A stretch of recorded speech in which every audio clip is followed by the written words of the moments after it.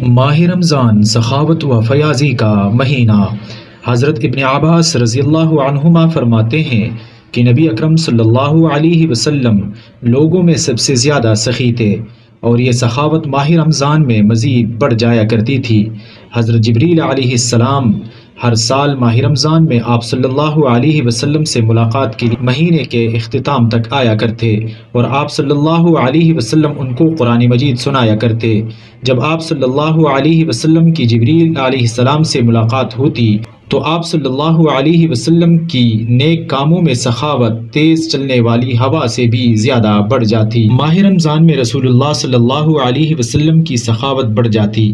نیز رسول اللہ صلی اللہ علیہ وسلم نے امت کو بھی ماہ سیام میں خرچ کرنے کی ترغیب دی ہے، لہٰذا بقدر استطاعت دل کھول کر نیکی کے کاموں میں صدقات، عطیات اور ہدایہ وغیرہ دینے کا خوب اہتمام کرے۔ اللہ تعالی ہمیں عمل کرنے کی توفیق عطا فرمائے، آمین ثم آمین یا رب العالمین۔ آپ لوگ ہمارے اس یوٹیوب چینل کو ضرور سبسکرائب کریں، بہت شکریہ، اللہ حافظ۔